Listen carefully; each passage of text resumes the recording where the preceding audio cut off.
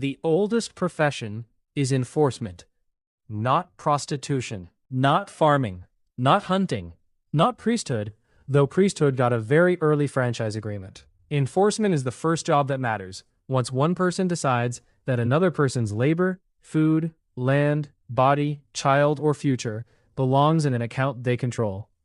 Somebody has to make the claim stick. Somebody has to stand beside the storehouse, read the terms, collect the grain, seize the collateral, punish refusal, and explain that this arrangement is not violence because it has been written down. Everything else grows around that person. Before money becomes coins, before coins become paper, before paper becomes numbers blinking on a screen, there is a simpler institution, the obligation. An obligation is a socially recognized expectation that one person, family, household, or community must provide something to another at a future time. That thing might be grain, cattle, labor, military service, land, a marriage payment, a child status, or repayment of a loan. It does not require currency to exist. It only requires a claim, a record, and enough force behind the record to turn non-compliance into a problem. That is the beginning of the ledger. A ledger is not merely a notebook. It is a device for converting messy human life into enforceable entries. A harvest becomes a quantity. A worker becomes a labor obligation. A family becomes a tax unit. A marriage becomes a transfer of rights, property, inheritance, and reproductive legitimacy. A human being becomes a debtor, dependent, servant, slave, wife, heir, tenant, subject, or asset. The raw brutality gets cleaned up by categorization. Once the entry exists, power can point at it and say the universe itself has spoken. Ancient Mesopotamia left behind massive archives of clay tablets because clay was cheap, durable, and perfectly suited for keeping accounts. Archaeologists have found tablets recording shipments, deliveries, wages, land sales, loans, interest, debts, debt cancellations, marriages, divorces, inheritance, lawsuits, fines, and transactions involving enslaved people. That is not an economy emerging from cheerful strangers swapping fish for goats. That is an administrative civilization. Storehouses, households, temples, palaces, fields, rations, obligations, and people trained to press social reality into wet clay. A temple in that world was not just a religious building. It was an institution with land, labor, storage, administration, sacred authority, and political influence. A palace was not merely a fancy house for a king. It was a command center for extracting and redistributing resources. Both needed food collected, workers organized, obligations measured, and shortages explained. Both needed scribes. The scribe is one of history's most underrated weapons. He does not need to swing the club himself. He makes the club legible. He writes that a farmer owes barley. He writes that land changed hands. He writes that a child belongs to one lineage rather than another. He writes that interest accumulated after a failed harvest. He writes that somebody is now in default. The tablet does not beat anyone, but it tells the person with the club exactly who to beat. Loans in ancient Mesopotamia commonly involved grain and silver, and legal sources from the region specify interest rates for both. The point was not that everybody woke up one day and invented finance because they loved spreadsheets. The point was that agricultural life produces timing problems. Grain must be planted before it can be harvested. A family can suffer famine, flood, war, illness, or crop failure before repayment comes due. An institution with stored surplus can advance grain now and demand more grain later. That creates debt, and debt turns a bad season into a durable relation of dependency. Once that relation hardens, the ledger starts eating people. The debtor loses grain, then livestock, then land, then labor, then family autonomy. The creditor acquires claims. The temple or palace acquires dependence. The household that once sustained itself becomes a unit attached to someone else's account. The word amargi, associated with early Mesopotamian proclamations of restoration, and often rendered as return to mother, reflects the idea that debtors could be restored to their original households or status through a clean slate decree. That sounds beautiful until the reason becomes obvious. A society periodically canceling debts is admitting that its ordinary debt system repeatedly drove people to the edge of social collapse. A debt jubilee is not proof that the system was kind. It is proof that the system could become so predatory it needed emergency repairs. The ruler cancels obligations because too many people are trapped. Too much land has been pulled into creditor hands. Too many families have been reduced to dependency. Too many soldiers, farmers, and laborers are now serving private claims instead of the wider state. Too many people are contemplating whether the tablet deserves more respect than the axe.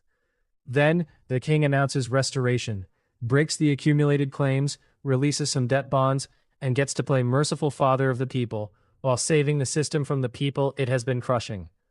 That is not liberation in the modern sense. It is a controlled reboot. And the reboot has limits. Debt bondage means a person is trapped through an obligation. Chattel slavery means a person is treated as property. The difference matters because an obligation can be canceled while a property claim is preserved. The debtor can be declared free from what they owe. The enslaved person remains an entry under somebody else's ownership. The ledger can erase a number. It is much less willing to erase a category.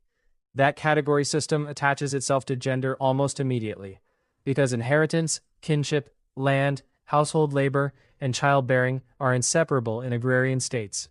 A marriage system is not automatically oppression merely because it includes property or family arrangements, but historical marriage law often treated marriage as a mechanism for organizing property, legitimate heirs, household authority, and transfers between kin groups. Dowry is property transferred with or for a bride. Bride wealth is property transferred from the groom's side to the bride's family or kin group. Both can exist inside cultures with radically different meanings and practices. But neither is neutral once patriarchal authority decides who has the right to negotiate, receive, control, inherit, or refuse. That is where the mythology of the oldest profession turns poisonous. The phrase commonly associated with prostitution comes from Rudyard Kipling's On the City Wall, where he described the character Laloon as belonging to the most ancient profession in the world. It is a 19th century literary line, not an ancient historical classification. It does not describe a single institution stretching unchanged from prehistory to the present. It smashes together sex work, concubinage, sexual slavery, temple service, marital transfer, trafficking, debt coercion, rape, survival sex, and commercial arrangements under one smug little banner, then acts surprised when the mess refuses to behave like a profession. A profession implies something more than repeated behavior. It implies an occupation, however imperfectly regulated, where a person offers labor or skill in exchange for compensation. Large portions of the historical material usually invoked by that phrase involve the opposite. People denied control over labor, sexuality, movement, wages, marriage, kinship, or exit. A woman transferred through marriage for family advantage is not automatically a prostitute. An enslaved woman subjected to sexual access is not a worker. A trafficked child is not a merchant. A person choosing sex work under conditions they can negotiate is not the same as a person forced into sexual exploitation. The phrase survives by flattening every distinction that would make it morally inconvenient. Rome gives the ledger a durable legal vocabulary. The household becomes a miniature state, organized around paternal authority, property, inheritance, legal rank, and dependence. Roman legal forms treated marriage, dowry, guardianship, legitimacy, and family property as matters of public order because they were. Whoever controlled family structure controlled inheritance.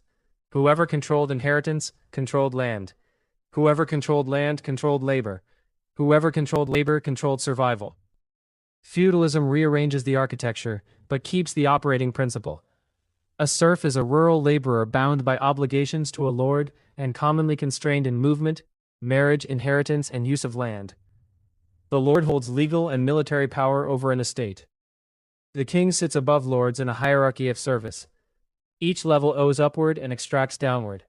The coin does not replace this structure. It becomes one of the tools that makes it portable.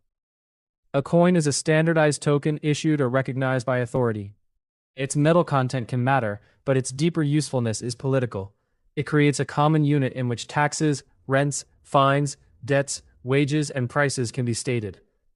Once a ruling authority demands payment in that unit, people must acquire the unit.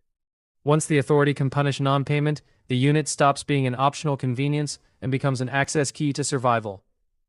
That is the core mechanism of taxation-driven money. The state names a unit. The state imposes obligations payable in that unit. The population provides goods, labor, or services to acquire the unit. The state spends or issues the unit into circulation. The state collects it back. No mystical economic evolution required, just an institution capable of demanding payment and enforcing the demand. Empires scaled this trek until it became planetary. Chartered companies were corporations granted extraordinary privileges by monarchs, including monopoly rights, territorial authority, military capacity, and trade powers. The East India Company and the Royal African Company were not ordinary businesses in any modern innocent sense. They were hybrid creatures, part merchant, part state, part army, part pirate, part tax collector. They made money by turning land, crops, minerals, and human beings into entries that could be priced, financed, insured, traded, and defended. The Atlantic slave trade was not incidental to modern finance. Enslaved people were treated as cargo, collateral, labor capacity, and insured property inside commercial systems that turned human captivity into calculable risk. The great innovation was not merely cruelty. Cruelty is ancient. The innovation was scalable cruelty, with contracts, shipping schedules, credit arrangements, corporate charters, and risk pricing. Industrial capitalism then performs its favorite rhetorical trick. It calls itself free because it no longer always requires direct ownership of the worker's body. Enclosure is the process by which common land used collectively by rural communities is converted into exclusive private property. When people lose customary access to land, forest, pasture, water, and subsistence, they become dependent on wages.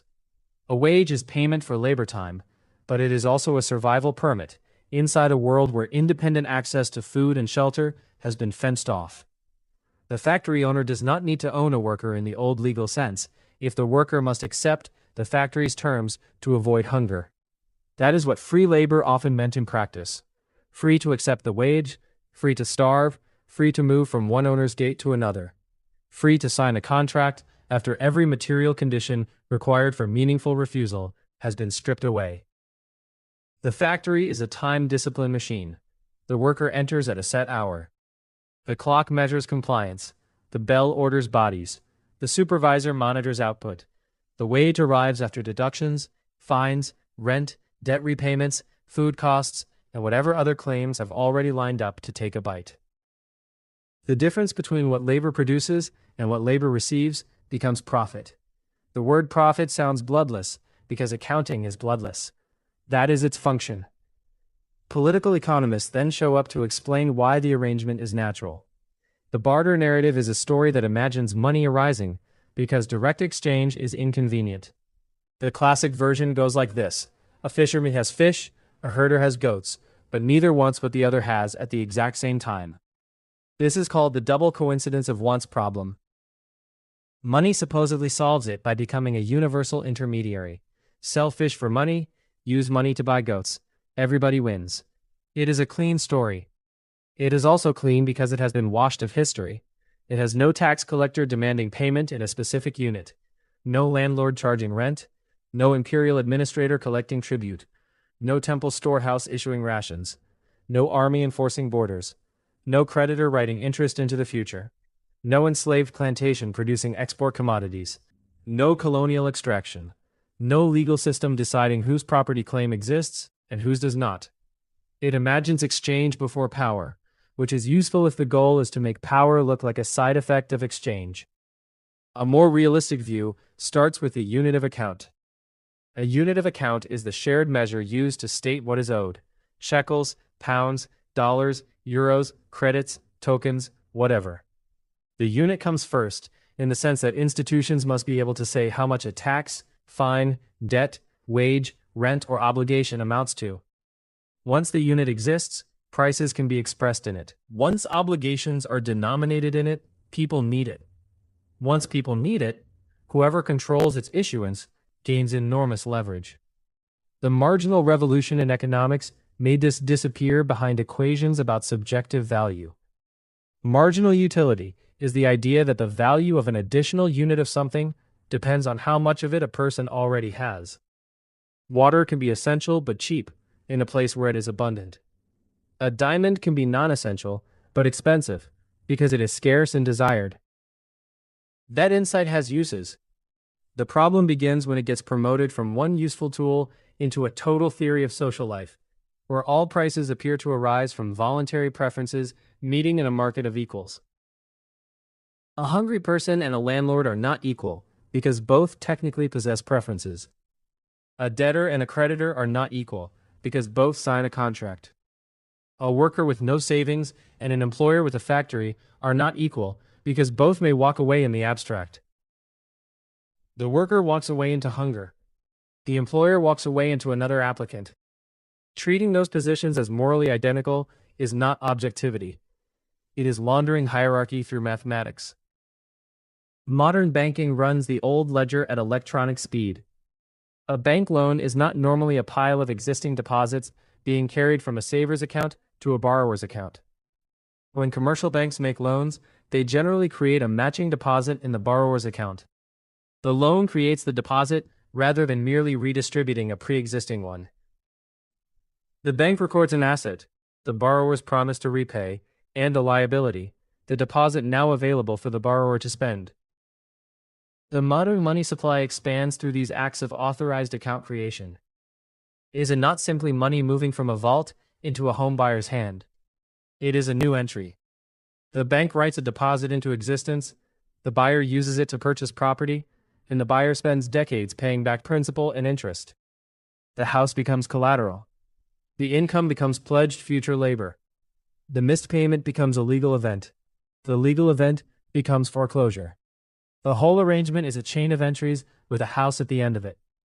Central banks sit above commercial banks as institutions that manage reserve systems, payment settlement, liquidity, and monetary policy.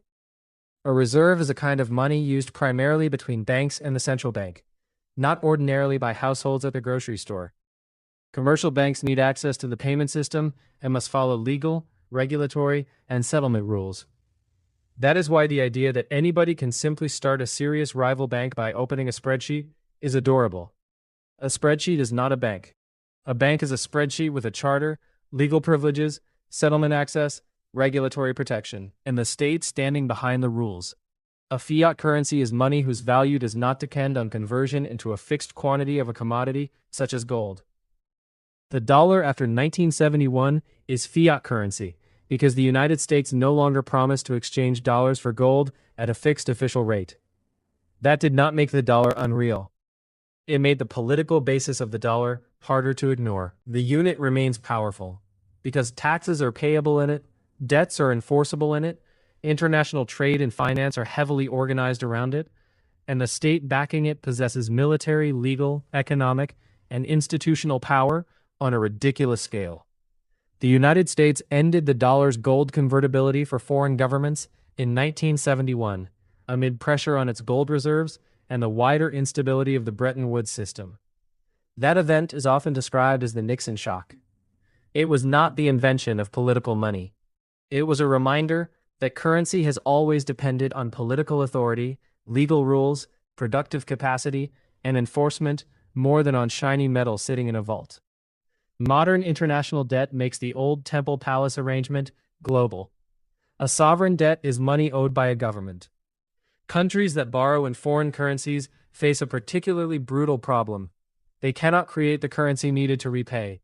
They must earn it through exports, borrow more, receive aid, sell assets, cut public spending, or comply with creditor demands. Institutions such as the International Monetary Fund and World Bank can provide financing, but their lending has often been tied to structural adjustment programs, policies requiring spending cuts, privatization, deregulation, trade liberalization, and other reforms intended to satisfy creditors and reshape national economies. That is not merely a spreadsheet exercise. It determines whether a country funds hospitals, subsidizes food, maintains public housing, pays pensions, protects public water, or sells common infrastructure to private buyers. A debt entry in one capital becomes a school closure somewhere else.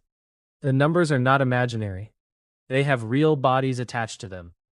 Then comes blockchain, the newest attempt to tell the old story with better graphics.